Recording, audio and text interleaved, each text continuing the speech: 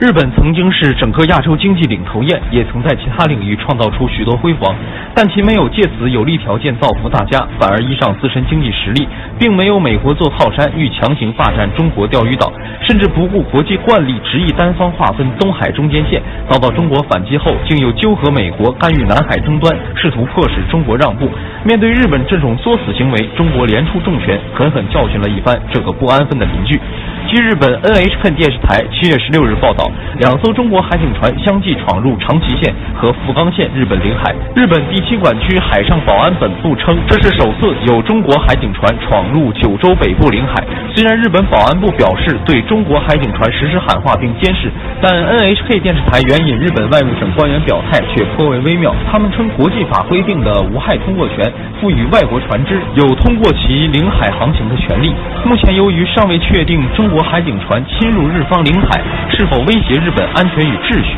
所以日方仅向中国政府表示关切，但不抗议。在钓鱼岛周边地区已经逐渐形成优势后，中国海警力量开始进一步延伸，向东海大陆架尽头发起冲击。日本一直宣称要和中国平分东海，而不是采用国际惯例以大陆架尽头为边界线，并借此意淫出东海中间线。此次中国海警船深入到九州北部，一举打破日本中间线企图，重重敲打着日本脆弱的心脏。面对中国的强势，日本仅能以无害通过安慰自己。海警舰队扬威东海同时，中国海空军也在紧张练兵备战。本月初至今，中国海空军独立或联合编队频繁穿越宫古海峡与京津海峡，中国空军轰 6K 等多型战机编队飞越巴士海峡与宫古海峡。日本对此非常敏感，不断指责和炒作，并派舰艇或飞机跟踪监视并发布中方飞机或舰艇照片，但这并未阻止中国军队继续横穿这些海域的行动。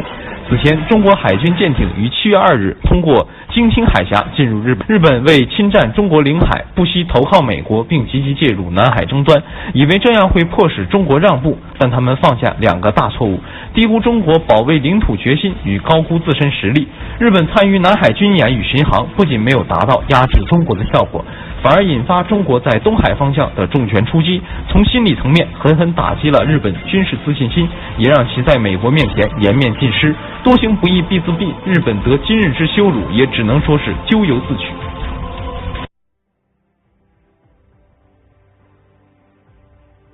建军初期，解放军饱尝炮火压制之苦。新中国成立以后，我军就着手大力发展火箭炮。如今，我国火箭炮技术已长期占据世界第一的宝座，其强大战力更是让邻国印度有了黑云压城般的恐惧感。万炮齐发，寸草不生，这绝对不是夸张的说法。关注大国视频微信公众号，回复中国火箭炮，带您领略世界最强的中国火箭炮部队。